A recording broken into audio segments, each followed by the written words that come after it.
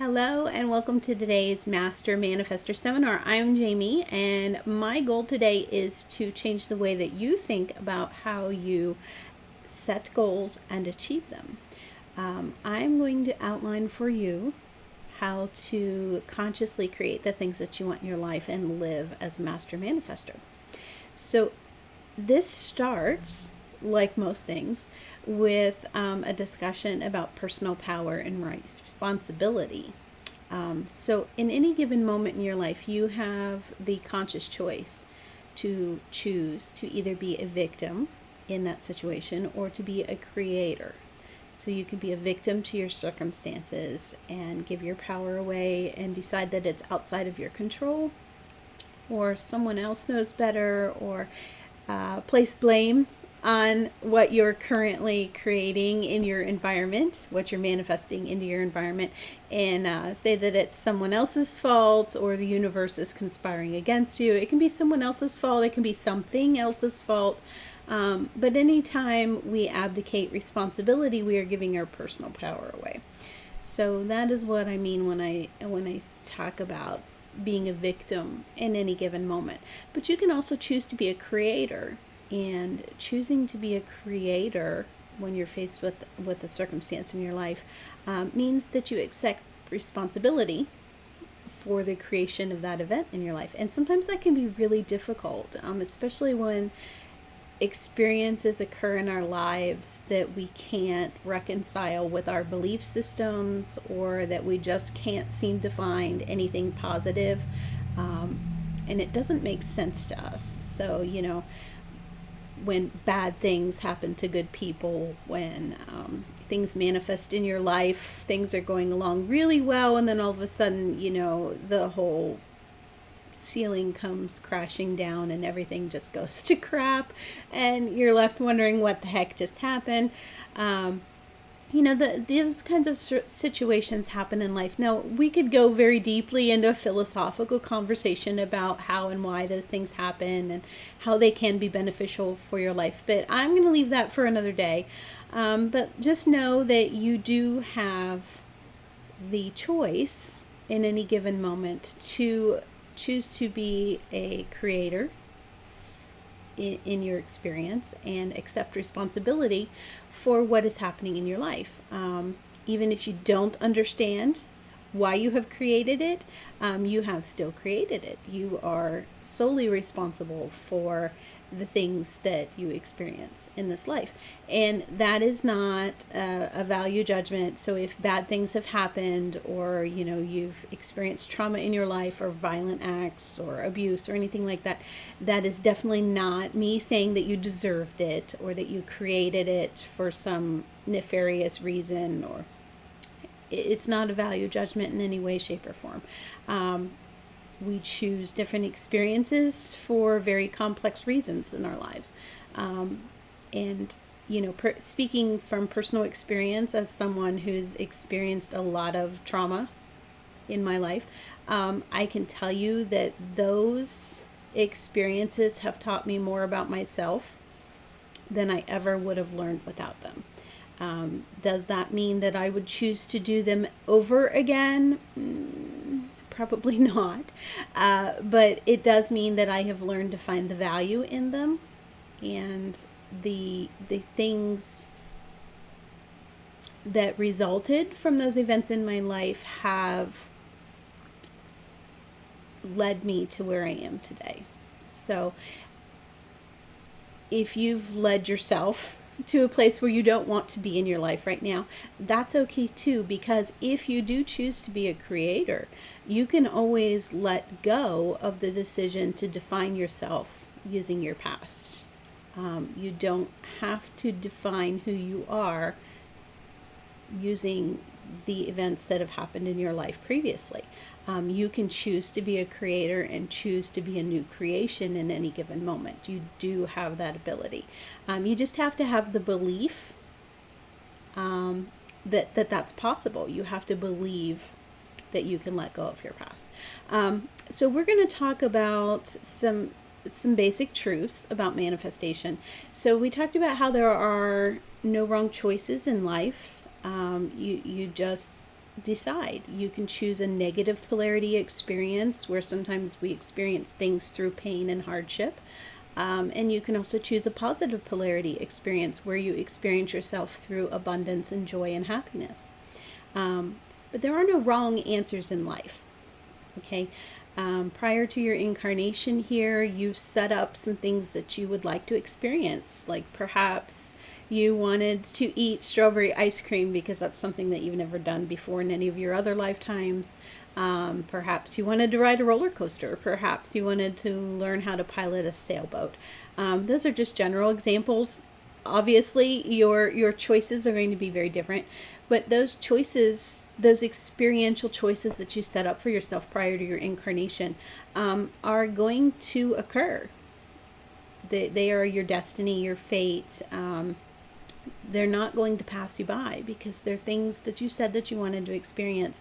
They're related to your life theme, which is listed in your Akashic records.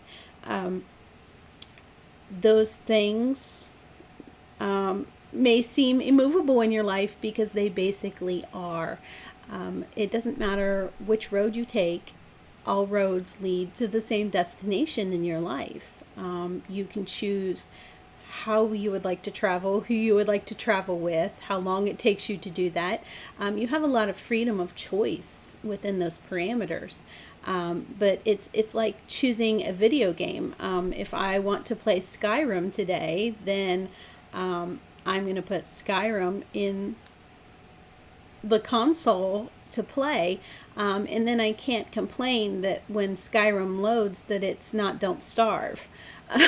Because I loaded a particular game.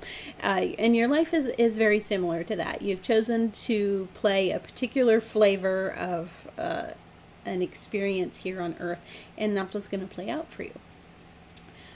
So you have the choice to choose to manifest unconsciously. So we do cover in the Financial Abundance Workshop, we talk about passive manifestation and how you can use that particularly in your financial areas of your life. And that's that's a valid way to manifest. That's a valid way to achieve your goals.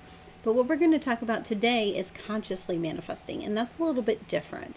So consciously manifesting is actively choosing what you would like to create in your experience. So, and we talked before about having a negative polarity or a positive polarity choice.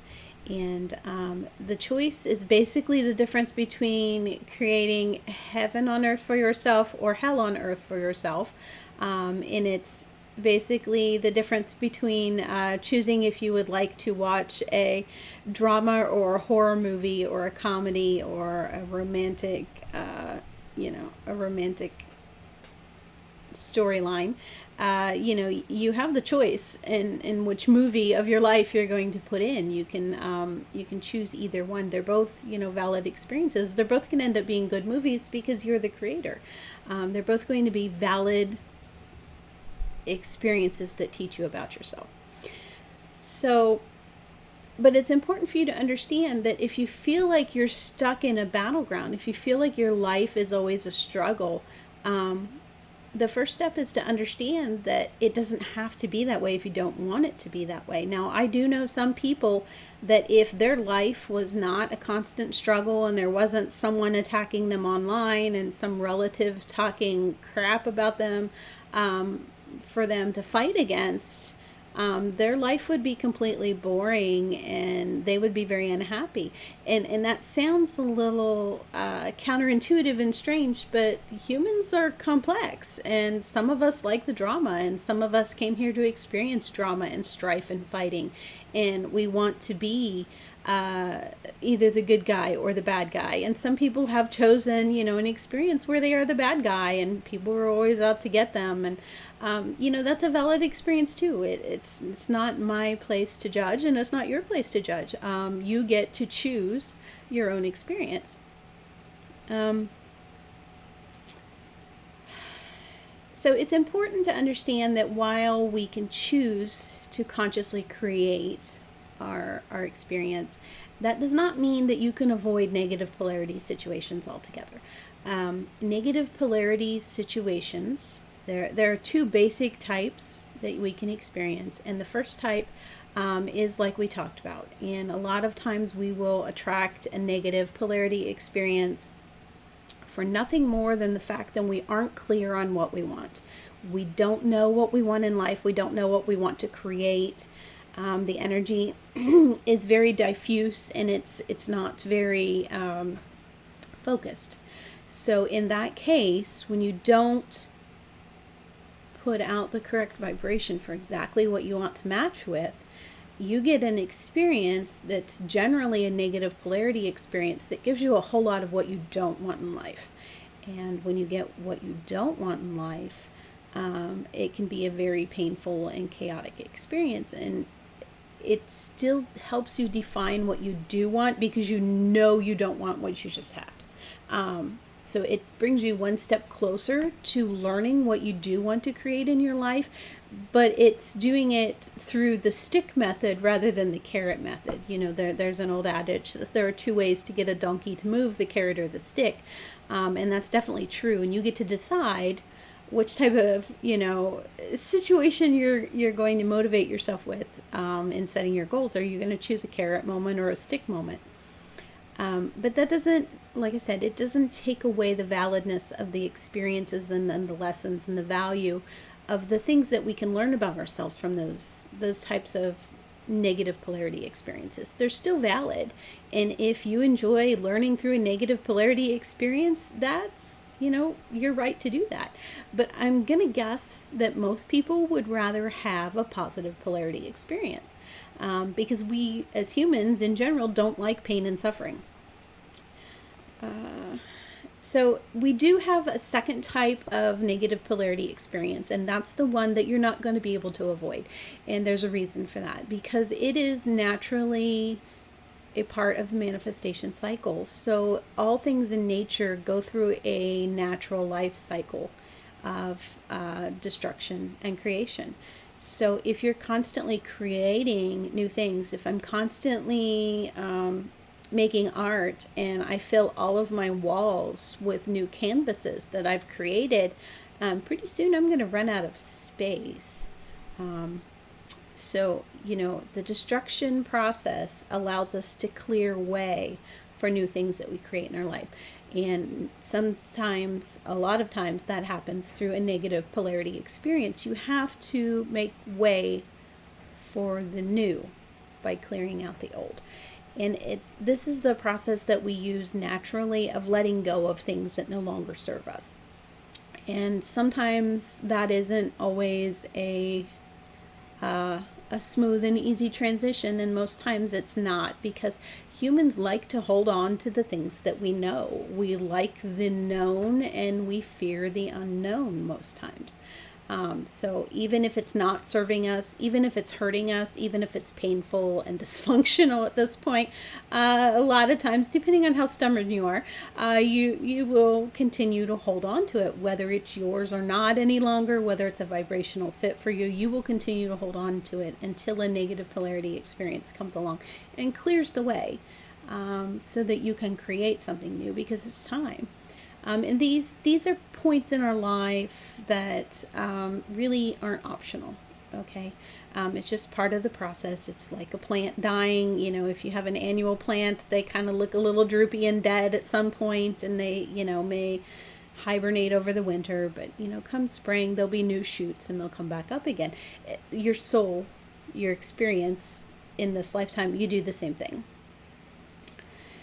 It's important to also understand that there is no judgment from Source, God, Creator, the universe, whatever term you prefer to use, on which type of an experience that you choose in this lifetime.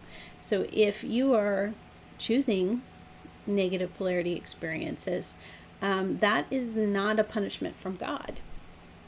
And I know that's a hard concept for some people, because, you may have deeply ingrained societal beliefs or religious beliefs that have kind of either directly or inadvertently told you that, when bad things happen, that that's a punishment from God. And it's really not. And if you can reframe that belief system in the space of you being a creator of your experience and understanding how the manifestation process works,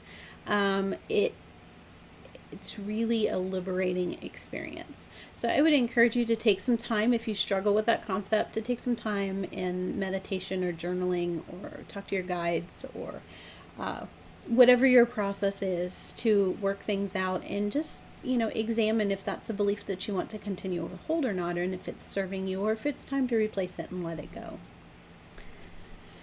So the manifestation process itself is really very simple. It's basically 2 steps. Yeah, sounds deceptively simple. So the first step is you choosing, actively choosing, passively choosing, somehow choosing what you would like to create in your life. And this can be an unconscious process. It doesn't always happen like, I'd like to bake a cake today. Usually if I decide I want to bake a cake today, that's a very active process. That's active manifestation simplified.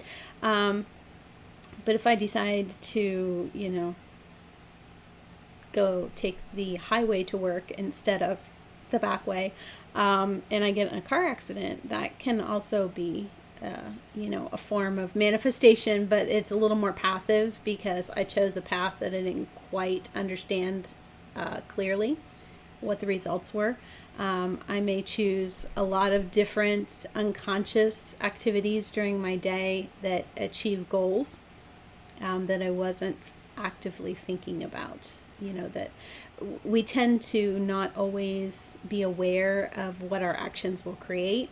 And sometimes we do just some mindless actions every day, and they tend to create things in our lives. And, if I decide to eat 3 potato chips every night before bed, that may seem kind of, unconscious and not really harmful in any way. But after, 5 years of eating 3 potato chips every night before bed, and I realize I've gained 10 pounds, they do tend to add up. Your every choice that you make in this life does have a consequence, and it's important to be aware of that. So when you choose something that you'd like to achieve, that's the first step. So you're setting a goal, you're setting your intentions. And then the second part is basically just taking new actions to shift your vibration. So we're going to talk a little bit more in depth about that. So those are the two steps: is setting an intention or a goal, and then taking new actions. That's all there is to it. That's what it boils down to in its simplest form. But let's talk about how that actually works. Is the way that we achieve anything new in our lives and our experience is by shifting our personal vibrational state. So we're going to talk a little bit in depth about that here in a few minutes, but it's important to understand that your vibrational state, your personal energy signature that you're giving off as part of your energy body, is entirely what creates your experience in any given moment. So your vibration is constantly shifting. It's constantly moving. It is not a static thing. You are not, some people like to try and, you can use the Hawkins scale to assign a number to your current vibration that coincides with, a vibration of an emotion to kind of give you an idea. And that's, that's a good tool for a lot of different things to use. But the vibrational state that I'm talking about is way more complex than that. It is your vibrational state is an energy signature that is, it's like a chorus of singers made up of thousands of different parts. And changing any given part changes the entire song. And your song is what produces results in physicality in the physical world here. So when we want to achieve a new song, when we want to make a new vibration that matches something that we want to achieve that we've never had before, we have to shift our vibration through new actions. Now, new actions is the key word because a lot of times we will think that we're taking new actions when really we're just doing slight variations on something that we've already done multiple times before. So instead of eating chocolate ice cream for dessert, we decide to eat strawberry ice cream when really we should be eating broccoli or a cheesecake or something completely different than what we've always done instead of just a little bit different. So new actions are required. And because humans like to change or dislike change so much, and because we like to hold on to the things that we know, we can have an unconscious program running a lot of times that will allow us to justify actions that we think are new actions but really aren't. We can tend to fall into a victimization, oh, well, this didn't work, the universe is conspiring against me, or I don't deserve this. You can fall into a victimization pattern and just basically say, oh, well, I can't manifest, or I always just manifest poorly, or, when I actively try to do this, bad things happen, so I should just stick with the same old things that I've always done. And we can fall into a pattern of justification and, self-deception and really believe our own BS and continue to manifest a lot of crap in our lives. But it really does take new actions, and the new is important, and the action part is also important. So actions are not decisions. So the example that I like to give for this is I can decide right now that I want to visit my brother who lives in another state. Now, that doesn't magically transport me to his front door. I will have to take a lot of new actions in order to achieve that goal, to make that a reality. I might have to purchase a special driver's license that allows me to board a plane now, thanks to COVID. And I may have to book a flight and a hotel room and a rental car. And I may have to purchase new luggage, and I'll have to pack and visit my doctor and make sure I have enough medication for my trip. I'll need to make arrangements for my pets and my family while I'm gone to make sure that they're well taken care of. There are a lot of different steps that happen.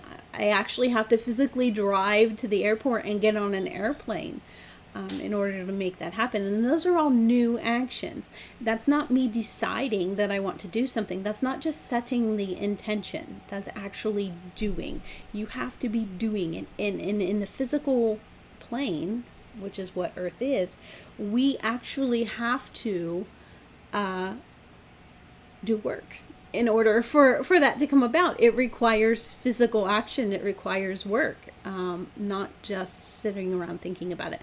So that's an important distinction for a lot of people. Some people that hasn't really clicked in yet. And, it's really good to sit around and think about and meditate on the things that you want. But that's not going to just make them happen. People sit around and they like to pray about things that they want to change in the world or in their lives or in themselves. But sitting around and praying for it and waiting for something to magically appear without taking new action to move into alignment with what you say you want to happen isn't going to produce any results. So you actually have to set the intention and then take new action.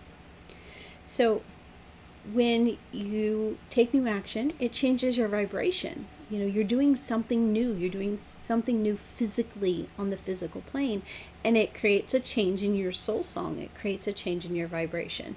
And once the vibration that you're putting out is harmonious or a match with the vibration of the new creation that you would like to see in your life, once they're a match and they mesh,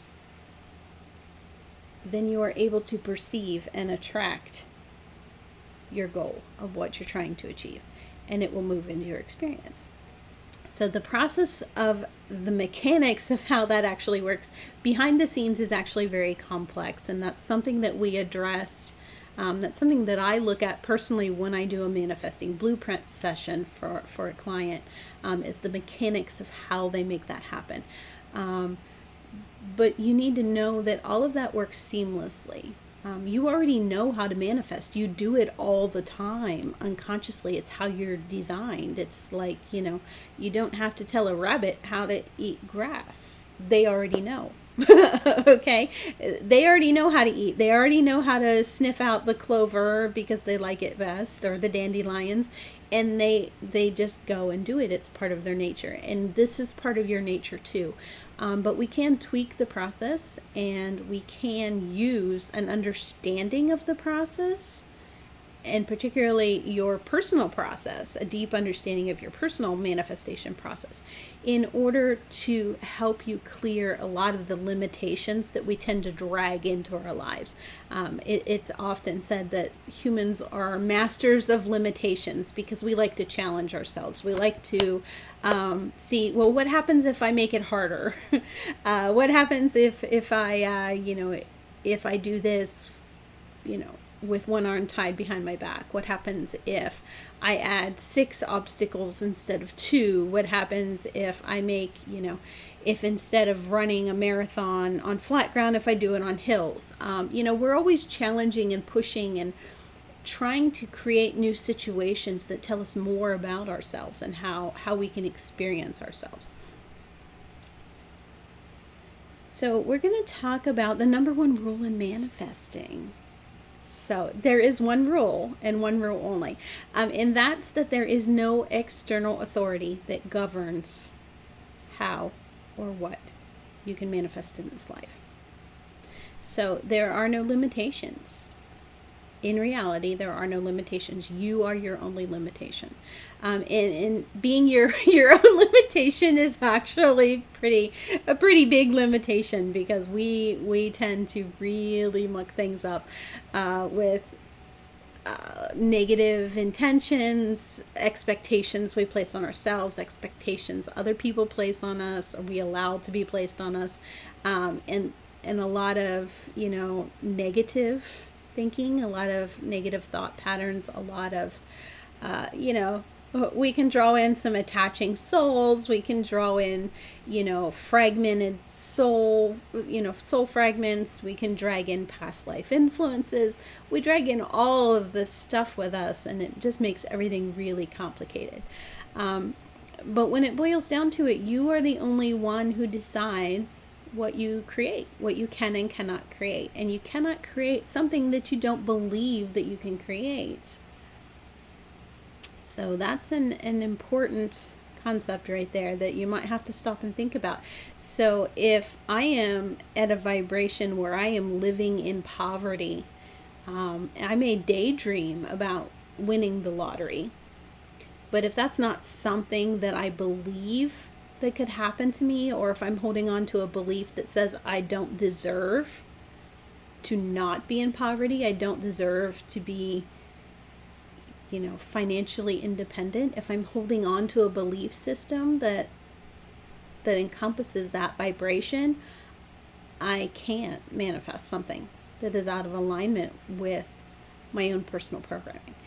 So that can be a rough one for some people to accept. And we talked about how people shift vibrationally. Now, normally we do those shifts in little bursts or small slides up or down, different.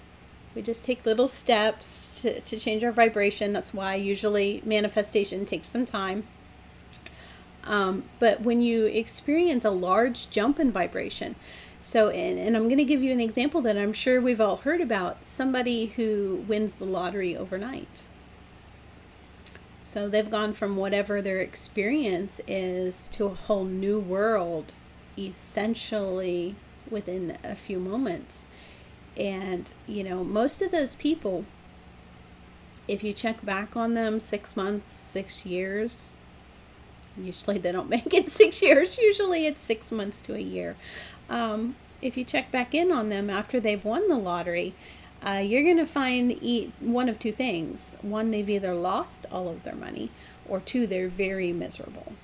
And there's a reason for that, because they weren't able to maintain that vibration of the new experience that they created, because it was too much of a disharmonious match. And they may have been able to step into it momentarily, at different times, but it feels so wrong because it's too far outside of where they currently use to define themselves, that they will retreat back to the other vibration. So that's why we don't manifest things instantaneously usually. Sometimes it may feel like we've manifested things instantaneously, but really we've just made a lot of small changes in different areas of our life that sometimes will go unnoticed. And then those smaller vibrational increments add up and kind of serve as a tipping point all at once, and we'll feel the vibrational shift. And then we think to the last action that we took, and we're like, oh, that's what did it. That's what did it. And then we'll try to recreate it, and then we don't understand why we can't recreate it using the last thing that we recall changing. And then we think the manifestation process is bunk and doesn't work for us, when you really have to understand what went on behind the scenes was not just that last thing. That last thing was just the tipping point. It was a combination of all the other things the new actions that you've taken over time to create that new vibration. So if you want to manifest better, I'm going to give you a little bit of a secret. So you need to eliminate the word should from your life. Just eradicate it from your vocabulary. So if you are talking to your guides or using divination methods, if you are setting your goals, if you are contemplating, don't ask, what should I do? And the reason behind that is because the words that we use in our self-talk, in our messaging, in our intentions, and our goals are very, very powerful. And the word should is completely contradictory to that number one rule of manifesting. The word should implies that there's an external source that determines what is best for your life. And there really isn't. So if you're doing that, you're giving your power away, your personal power away, and you cannot change that which you do not own. So if you've given your personal power away in an area of your life, you can't manifest anything new in that area until you reclaim that power, because you've given it to someone else. You can't drive the car because you gave the keys to someone else. But you can choose to take the keys back at any time. That's the good news. So I'm looking at my notes. Give me just a second. So when we do decide to give away our personal power, so there are lots of different reasons why we do this. It's not just, it's not a value judgment. So many people, when they hear things, oh, well, I chose to be a victim, and then they'll victimize themselves over the choice to be a victim. Just stop. Just stop right there. You're just creating more of a loop, more of a cycle. It's just a choice, and if you don't like the choice, you get to do it again. You get to choose differently. That's all there is. Sometimes we do it out of fear. Usually there are a lot of fears, and we can talk about a few of those, but you can kind of know. The biggest one is, fear of the unknown, the discomfort that we know is usually much more tolerable for us than the unknown discomfort that we may have to step into to get something new. So we just choose not to go there. And for a lot of people, that's basically the end of the road right there. That's your limitation. That's what holds you back. But for a lot of people, you may have a fear of making a wrong choice.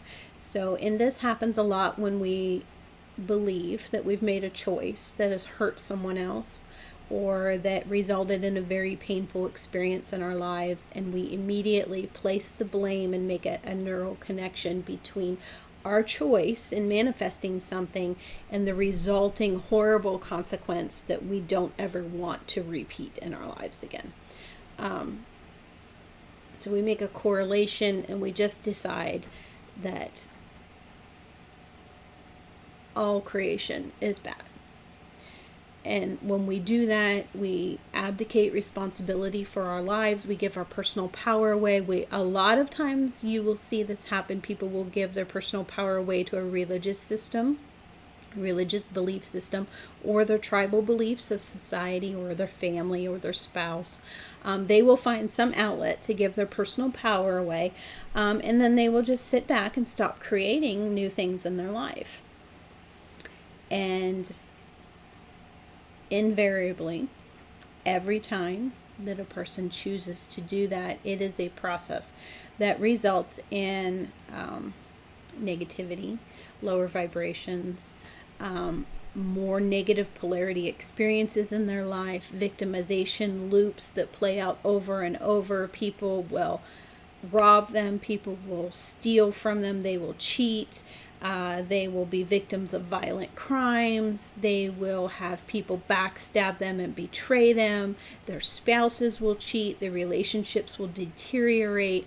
Bad things will happen to them. People will start joking. Are you living on, an ancient burial ground that you don't know about? You got some seriously bad juju going on here. What is going on in your life? And then a lot of people will just say, oh, well, I'm just unlucky, or I'm cursed. That's a real popular one. Or someone else did something to me, so now this, fill in the blank with whatever you like. And that will be, they'll expand their belief system to incorporate an idea of why they can't get out of the cycle that they're in, and they will just continue manifesting more and more really bad stuff in their life, and they will deteriorate physically. Personally, a lot of people in my family have followed this exact same pattern. So it was important for me to recognize when I started on that path and started doing the same thing, to go, oh, I know where this leads. We're not gonna follow in the footsteps. We're not gonna recreate this generational pattern. We're going to break the cycle. Because what happens is, when we stop creating in our lives, when we give away our personal power, we give the keys to the bus to someone else, or a belief system, or something else, and we are no longer actively creating, your vital force energy, your creative energy, becomes stagnant. And the energy has to flow. That's naturally how it's designed. If you look at a pond of water, or any body of water, as long as it's flowing, it's healthy. But if you dam up the flow of water and wait a few days, what happens?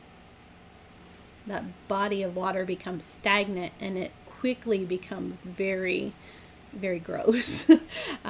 It'll start growing a lot of things. The natural ecosystem within the water will start to decay. And the same thing happens with your body, your physical body, your emotional body, your mental body, your spiritual body, your energetic body, everything. It will trickle down into every part of your being, and you will start decaying. You will develop chronic health conditions. You will gain weight or lose weight. You will develop digestive issues. You will develop cancer, chronic pain, unexplained medical conditions that they can't find a reason for, when the true cause is basically just you not expressing your creative energy. You're not allowing your vital force energy to flow. And for some people, you actually stop pulling in new vital force energy from Creator because you're not using it. So why would you stay plugged in? And you get really run down. You get tired. You feel stuck all the time. And you have no energy to change anything. And that's a direct result of not actively choosing to be a creator in your life. That's when we give our personal power away. And it's kind of a vicious cycle, and it can be a little bit difficult to break out of. So if you're struggling with that, message me. We'll have a conversation, okay? And I can help you out with that. But it's important to understand that when you give your power away, that is still your choice. It's kind of a paradox, because we think giving our power away to someone else gives, we think it's a way to escape responsibility. But in reality, it truly isn't, because if I decide to give my keys to a 14-year-old drunk individual out on the street and tell him to take my car for a ride, I'm not actively driving my car when he crashes it into, people on the street and injures people. But am I still responsible for the resulting action? Yeah, I am, because, I enabled it. I caused it to happen. I gave him my keys. Even though I wasn't actively doing it, I am still responsible, at least in part, for the resulting actions. And, that's kind of the paradox of thinking we can give our power away. We think it makes it easier because then we can blame someone else for the results. In reality, you made the choice to give your power away, so it's still your responsibility. So I'd like to talk about another way that we give personal power away, and this is a very subtle thing that we all do, and that is when we choose to run on autopilot.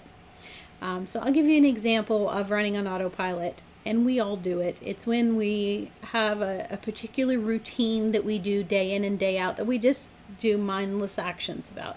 And the best example that I think we can all relate to is driving to some place that you do frequently, like if you're driving to work every day, and you get into the parking lot at work and you realize you don't remember driving there and you don't know how you got there. You managed to get there safely and you took the correct route and you got there on time, but you don't remember the process of driving. And that's you running on autopilot. So we do this for some different reasons. Sometimes we don't want to be in our body. Sometimes we don't want to be where we are. So if you're working a job that you don't like and it's very repetitive and you decide that this isn't worth my time and attention, I'm going to check out and I'm just going to run on autopilot, you've actively made the choice that this isn't something that you want to expend your consciousness into creating. And what happens when we choose to do that, because it is a physical reality that we experience here on earth, when you choose to do that, you're giving your personal power away to your body and your ego. And you're basically giving the keys to your boss, to your body and your ego. And you're saying, here, you can make the decisions because I'm going to go daydream, or I'm going to do something else, or I just don't want to do this and I'm going to let you do it instead. And that can create some problems. First of all, when we're constantly giving power to our body and our ego, we are giving it responsibility that it wasn't designed to hold. So if you're familiar with the psychology of dogs, it's a lot like when you have, I'm going to use Chihuahuas as an example because I think everybody can relate to that.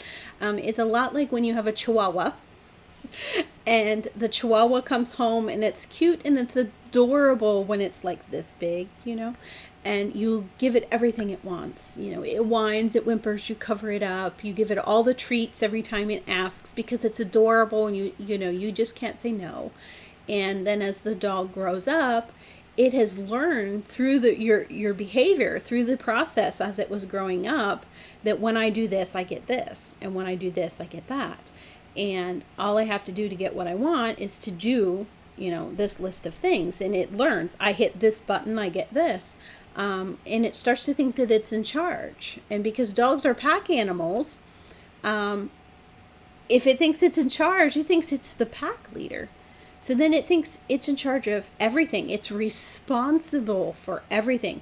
So then every time it hears a noise outside, it goes nuts and it starts yapping and it can't calm down.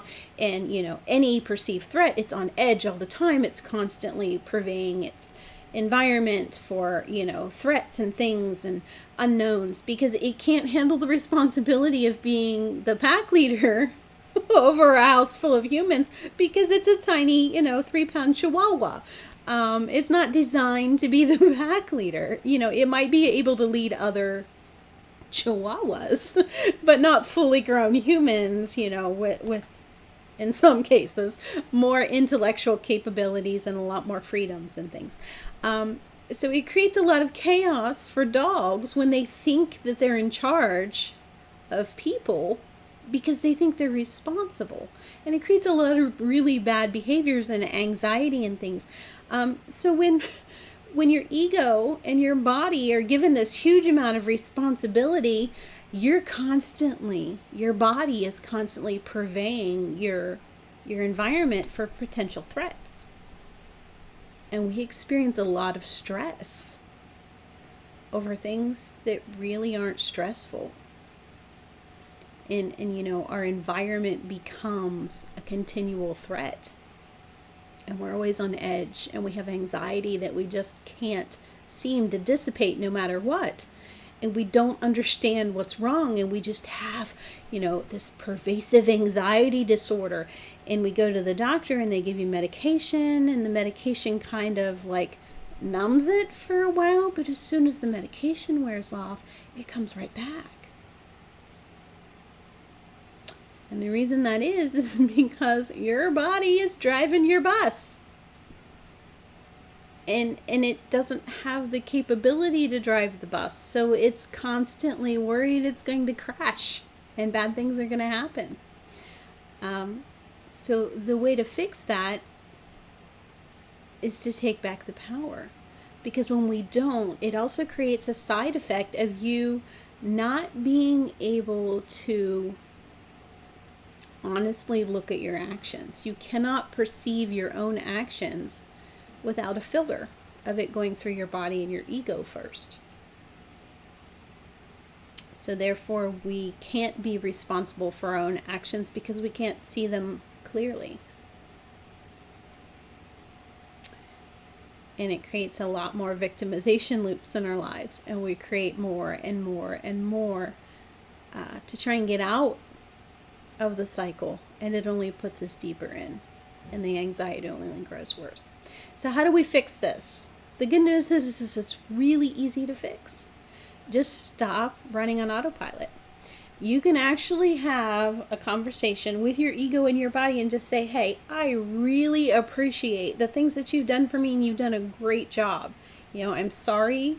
I apologize for placing this responsibility on you. It really wasn't fair of me to expect you to do this. I'm going to take over now, and it's okay. I got this. I know what we're doing. You can just relax. So you have that conversation, you set that intention, and then you back it up with new actions. And the new actions that you're going to take is not running on autopilot anymore.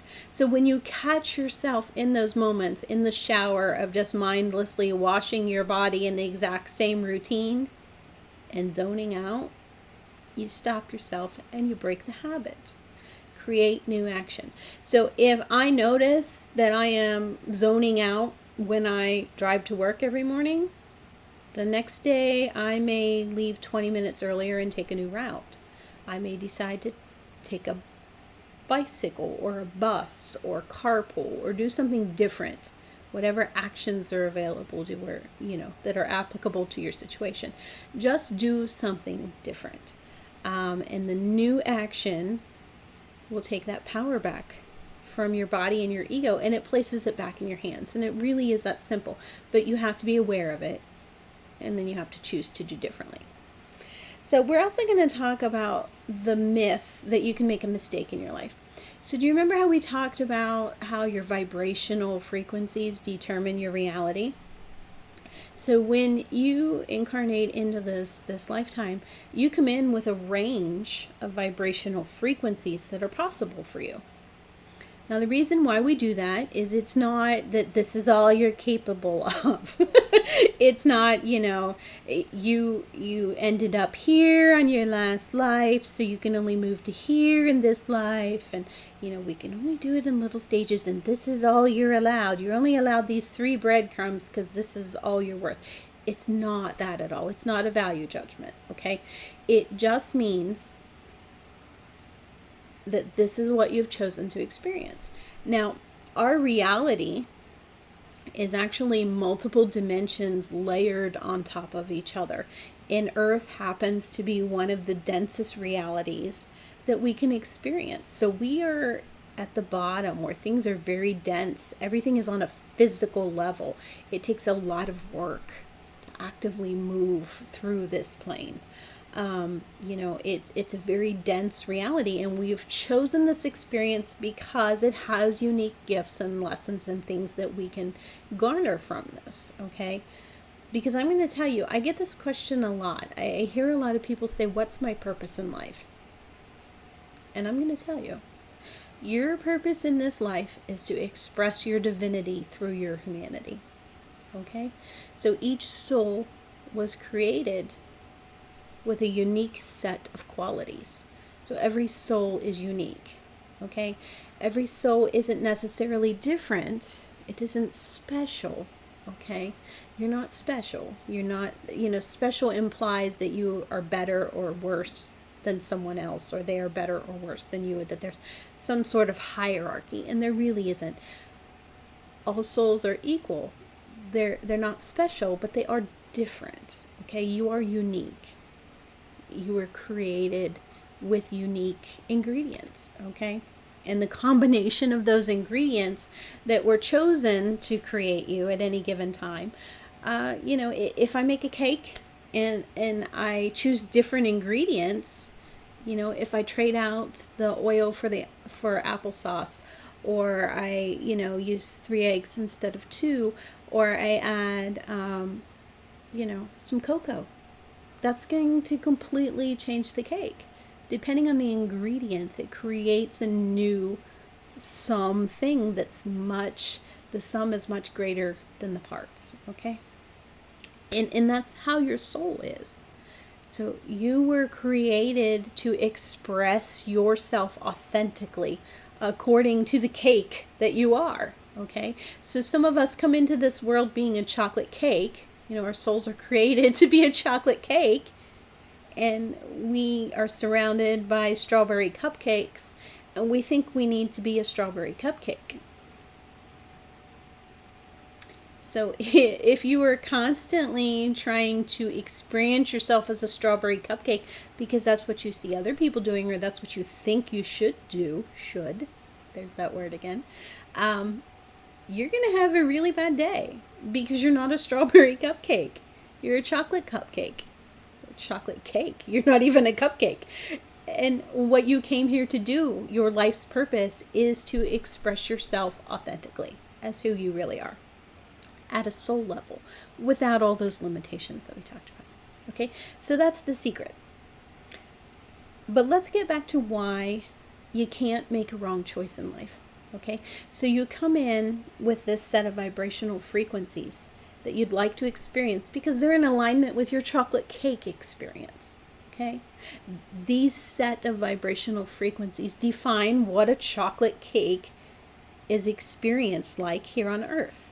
Okay, its consistency, its flavor, its smell, all of these things are contained within the vibrational frequencies of what it's like to actually be a chocolate cake and to experience a chocolate cake.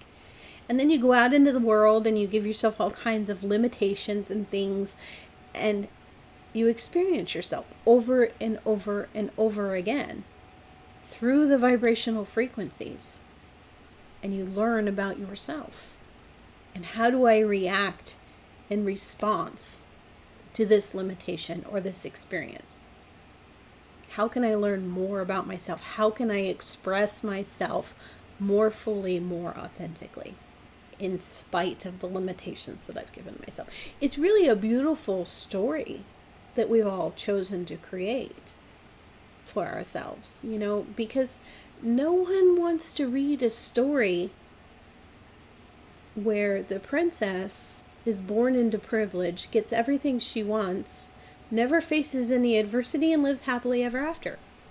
It's boring. No one would read that. I wouldn't, you couldn't pay me to to read that kind of a boring story.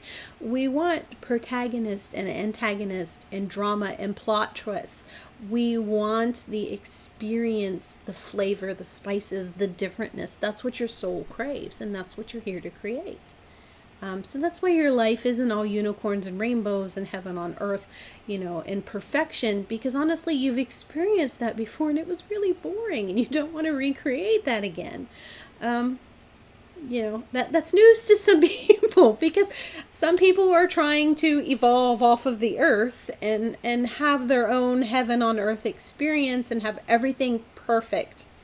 And that's their goal in life, is to have everything perfect.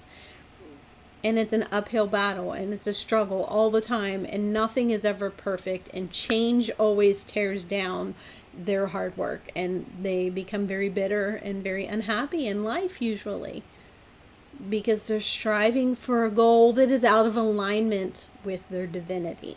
Okay, and that's what our manifestation process is designed to be, is to create things that are in alignment with our divinity, using the personal process that we each have and how we create things in our experience. And when we go outside of that vibrational frequency, yes, we can still create things, but they're warped and they're wrong and they're painful and they're not a good fit and they're not at all what we wanted them to be. We experience the dysfunctional side of our chocolate cake. It sat out on the counter in 90-degree heat and now it's gone sour. We experience the dysfunctional side. It's still chocolate cake, but it's not the kind of chocolate cake that we want to eat anymore. And that's a choice as well. But why you can't make a wrong turn in your life is because you come in with this set of vibrational frequencies, and it serves a twofold purpose. One, it gives you a roadmap for how to experience yourself authentically, and two, it excludes all the other information that you don't need. Okay, it excludes all the distractions. So if our reality is actually a lot of different dimensions layered on top of each other, in the same conscious space, and we are in one of the lowest consciousness states of the third dimension, if we were to open up our awareness to experience everything that is around you in all dimensional states right now, one, it would be very scary, and two, you would think you were gone crazy, and three, it would be very overwhelming. There's a reason why we are built in our physical bodies to filter out those things, because they're not relevant for our experience. Now, does that mean that you can't sometimes slip into the other realities or draw information from it? No, it absolutely does not mean that. Yes, I know that's possible. But it means for most of us in our daily routines and our daily experience, it's not going to happen because it's not relevant. Okay? So you have a set of vibrational frequencies that you are preloaded with in your software programming, and that determines the choices that you can make in life. So it's like a choose your own adventure novel. If you remember those when you were younger, you can reread the same choose your own adventure novel 16 different times and get a different story every time.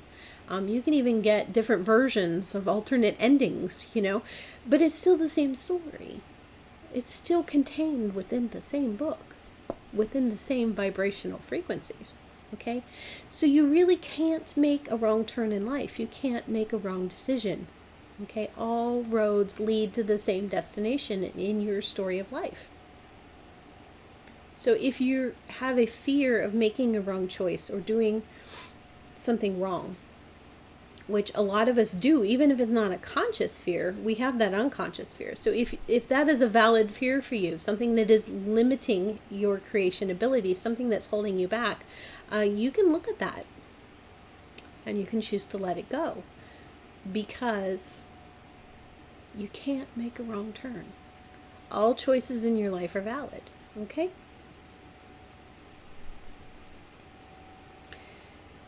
So I talked a little bit about your manifestation blueprint. This is a process. I've studied it for the last year, and it's really life-changing work. It's very,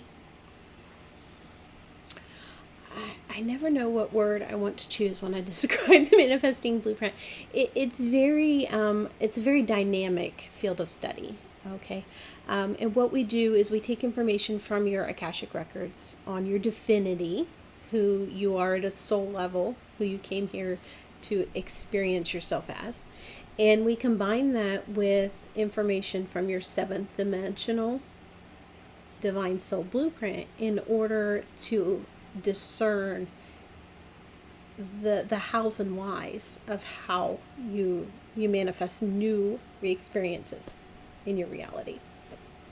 And the reason, so I'm going to give you an example of why we want to do that. So let's say that we'll use a common example. So you packed on a few pounds during quarantine. I think we all have. And you set a goal that you want to lose weight. Okay?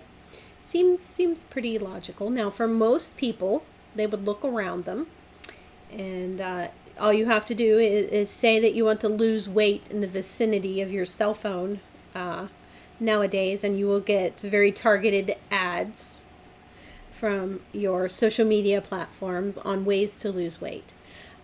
So potentially what you might see is different exercise programs, diet programs, weight loss apps, fitness trackers, those type of things.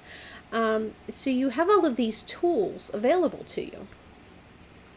And so the one tool might be a set of Tai Chi videos online. The other tool, a real popular one, is the Body Groove. I actually enjoy watching those advertisement videos of the people dancing around and having fun, but they're losing weight in the process. You might get popular diet apps. One I've seen advertises like the Noom diet app. I don't know if you're familiar with that, but it's, from what I understand, it's just basically like a diet plan that they send you. You might see advertisements for the keto diet or keto recipes, or things that are popular and trending right now that a lot of people are using.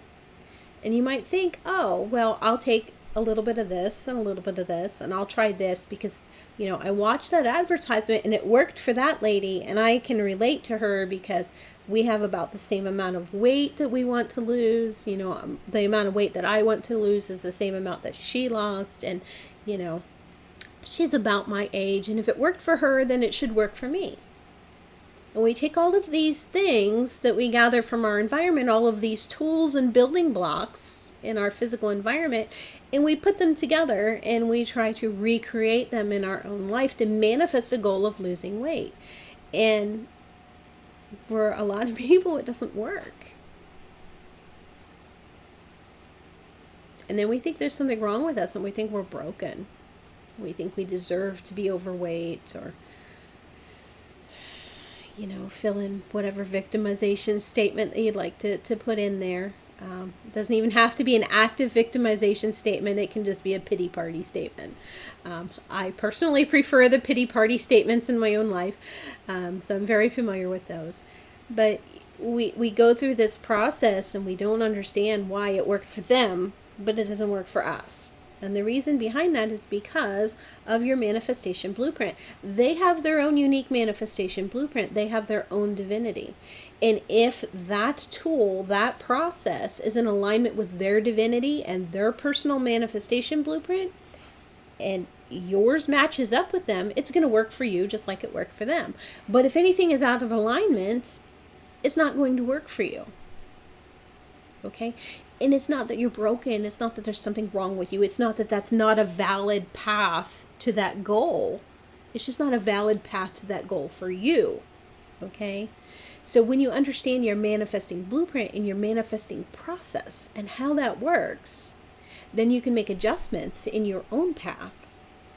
And sometimes, a lot of times, that will involve taking building blocks from this method and building blocks from this method and combining them to make something totally new and unique to just you, that is in alignment with your divinity and in alignment with your manifesting process. to get you to your goal. It clears the way for you. Okay? So a little bit more detailed example. So if I set a goal to lose weight, and that's what I write in my manifestation journal, I set up all my affirmations. I pull all of these, pre-written affirmations offline. I change the wallpaper on my phone. I'm doing the meditations in my daily, meditation. I'm doing the affirmations in my daily meditation time. I have sticky notes on the fridge and sticky notes on the refrigerator and sticky notes in the car. And I'm visualizing my goal, and I'm doing all of the things right that the traditional manifesting law of attraction type courses tell you to do. And I'm doing everything right. Okay? But my personal manifestation blueprint says that I am not goal-oriented, that I am process-oriented. And that for me personally, I don't really even care about the goal. Okay? So in that situation, for that type of person, if they are way far on the spectrum down here and they are very process-oriented and they're trying to use a goal-oriented manifestation process to reach a goal, it's not going to work because they're all about the journey. So for them, they can change their goal to I want to lose weight to I want to feel good in my body. Okay? Because they may be more of an internally reflective person. Their manifestation profile may reveal that they're more driven by the process, that's how they manifest. So they may also be the type of person who makes a lot of changes in different areas of their life all at once. And they have to change things up, and they have to try new things, and they have to do new variations of the same things in different ways all the time in order to manifest. Because they get bored with doing the same thing over and over all the time. And there may be another person that doing the same thing over and over every day in that routine and doing it and doing it and doing it and doing it until they reach their goal makes them happy and it works for them. But for another person, that's not going to work. And they have to do things differently. They have to take a different road to get to the destination. And trying to do it like someone else isn't going to work. So knowing your similarities and differences and how you go about the manifestation process helps you get from point A to point B a lot faster. And it avoids a lot of that discouragement and victimization and that back and forth and 2 steps forwards and 1 step back. And it eliminates all of that confusion in your manifesting process, okay? And how you reach your goals. And that's what this work is all about, is helping you create the things that you want in your life. Now, that's not saying that, this is 3 easy steps to achieving the life of your dreams. Because nobody really buys that. But it's important to know that what you create is up to you. I don't care if your goal is to organize your kitchen. That's for you to decide, not me. But you can use this process to help you reach the goal of organizing your kitchen. Now, if you want to go about that the hard way through negative polarity experience and tear everything out and have a mess all over the house and become frustrated and exhausted and overwhelmed because you chose the wrong road and you're doing a process that isn't going to work for you, you have that right. The kitchen's still probably going to get organized, but, is it going to be a pleasant experience for you that you would like to recreate?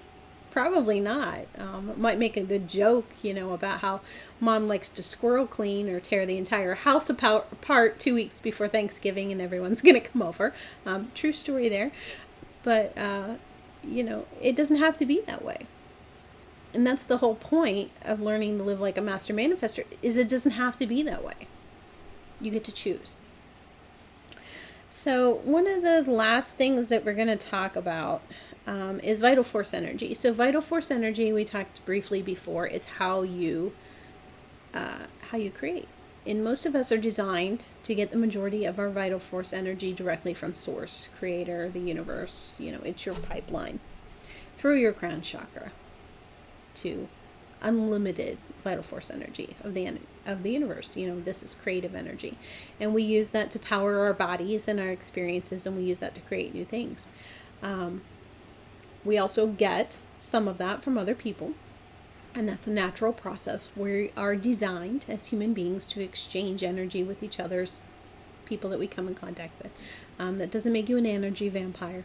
It's not a bad thing to do, and it's completely natural. So if you're struggling with identifying as an energy vampire, or an empath, or being a victim of narcissistic abuse, or being a narcissist yourself, just know that that's a completely separate issue from what we're talking about. We're just talking about the normal, natural exchange of energy between people. And you can use that as creative energy, which is why, we can look at someone else's art, or we can create something and ask someone else's opinion of it, and invite them in to help us co-create a value for our creations. And that's kind of how that process works in manifestation.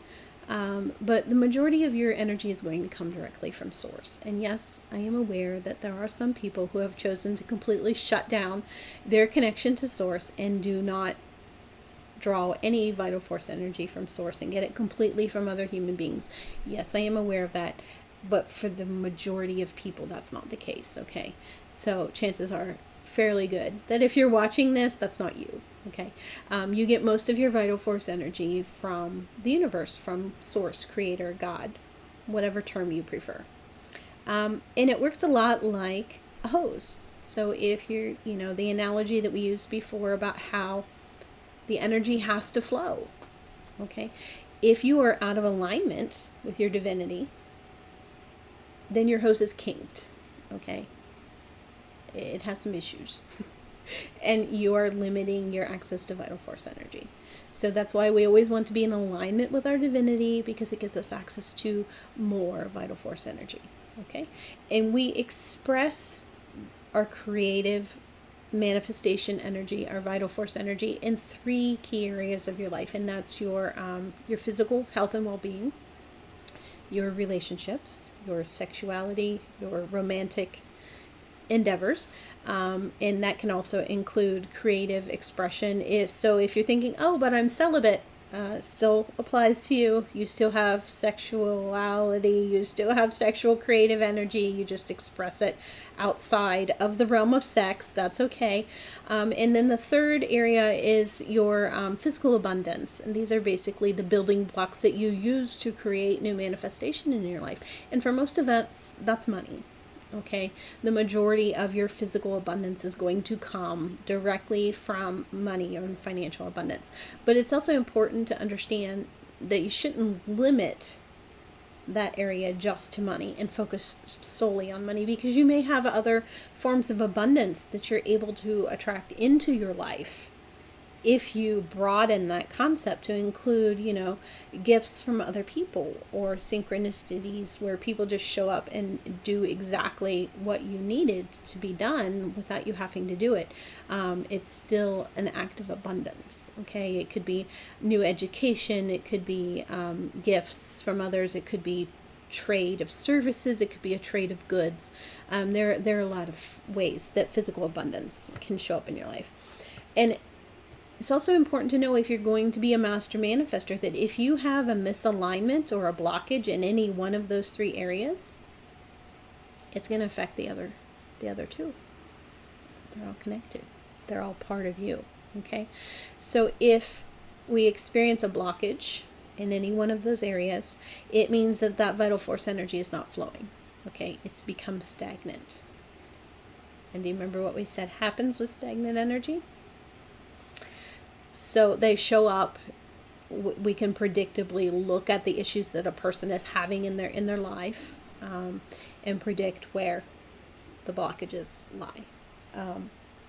we also have a process when we use the manifesting blueprint where we look at your pristine manifesting blueprint and how you're designed to manifest. And then we also look at how you're actually manifesting now and then compare the two. And when we compare the two to how you're meant to operate and how you actually are operating, then we can create kind of a roadmap of what you can change and how you can change it specifically to reach new goals better and to clear a lot of those blockages that you're experiencing and to move the stagnant energy. Because if we can get you on track to be creating new things again, then the energy's going to flow and we clear up some of that stagnation. And as the energy flows, a lot of the blockages, the results of the blockage will clear themselves naturally as the energy flows. So let's talk about real quick what manifesting is not for. Okay, it's not for spiritual bypassing. And we've all heard that. The stories, I'm not going to give an example. It's not for manifesting something that you can actually just go and do. Okay, I can't manifest an orange in my hand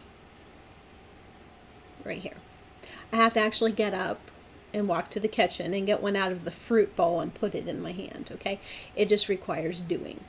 Okay, so if I want my novel to be finished, I can't just manifest that done.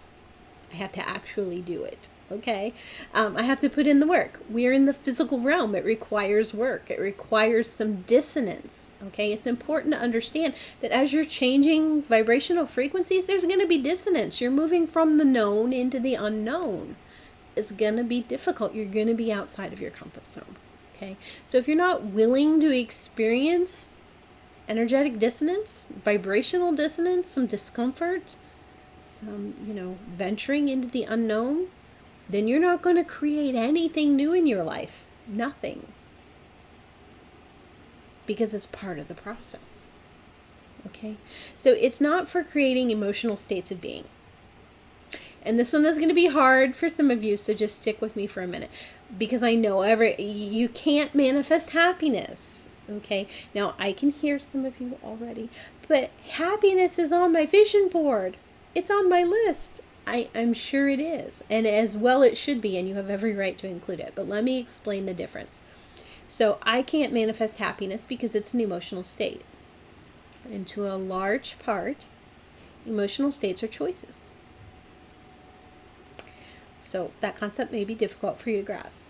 But if you can think of some examples, you can know somebody who lives in a mud hut with very little material possessions and what we would consider by our standards a very low quality of life, and that person is the happiest person you will ever meet in your life. Is that possible? Yes. Have we seen examples of that? I'm sure you have. Because that person has chosen to be happy despite their external circumstances.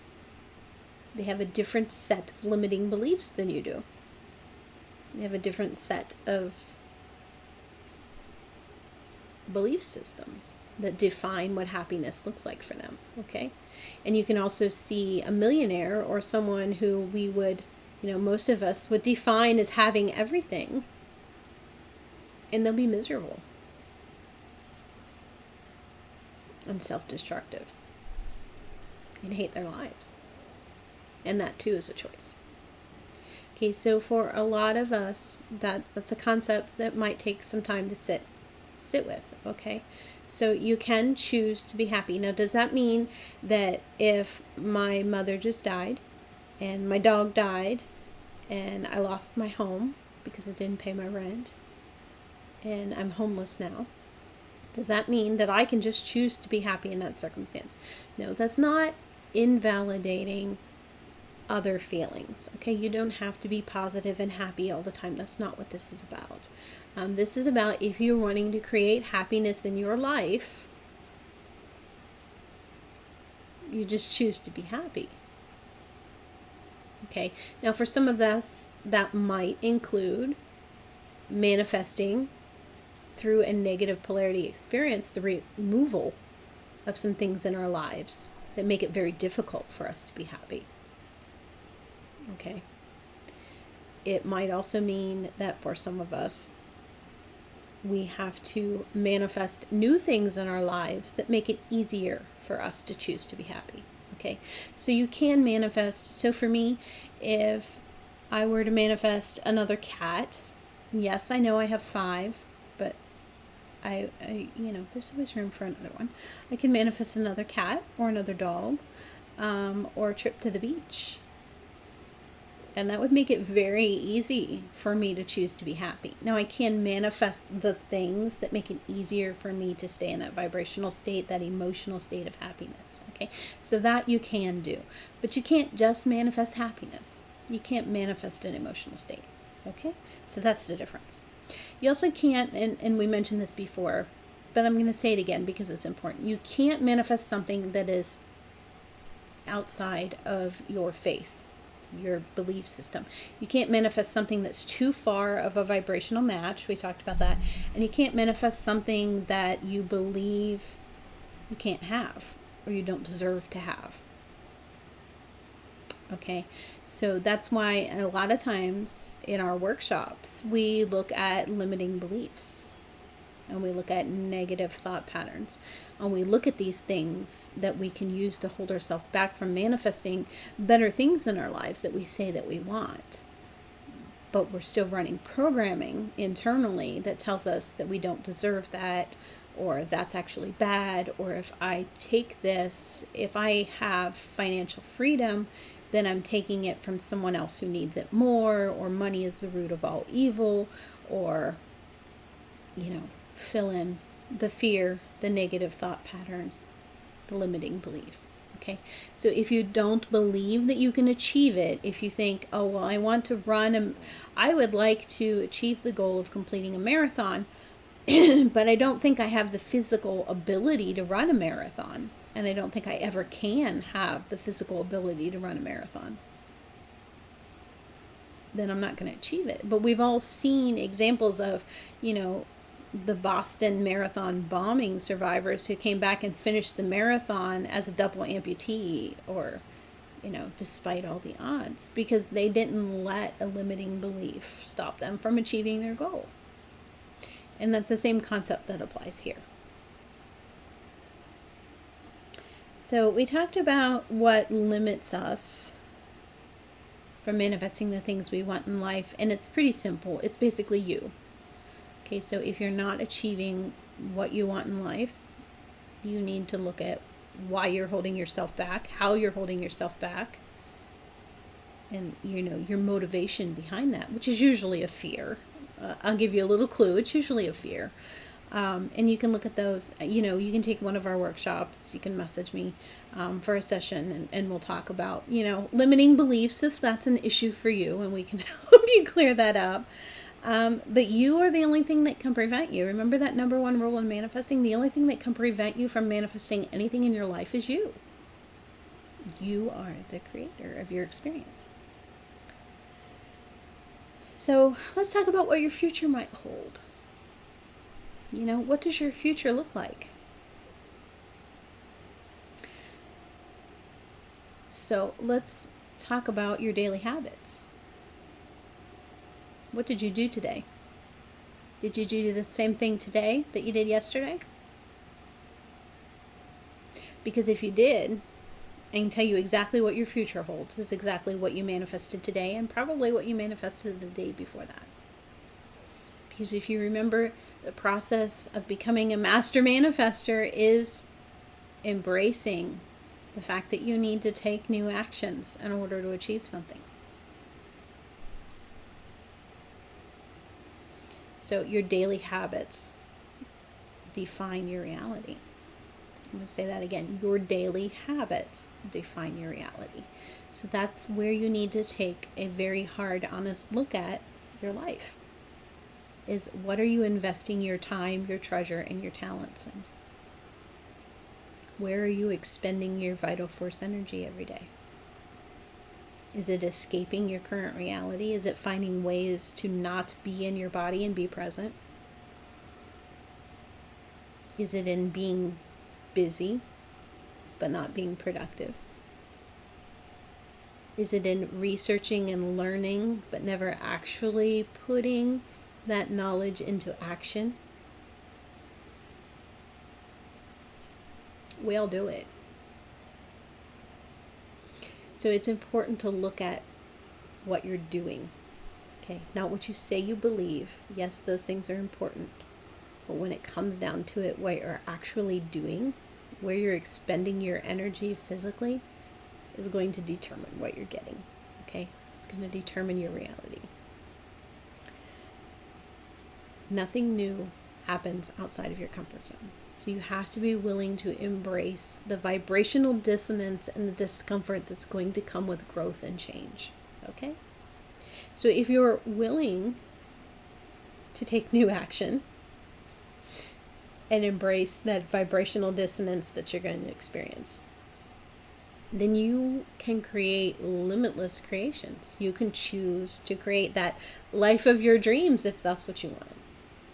Or you can choose to bake a chocolate cake and enjoy it. You can choose to express yourself fully and authentically in this life and have a happy, fulfilled, purpose-driven life. The choice is yours. Thanks for spending time with me today. I enjoyed it.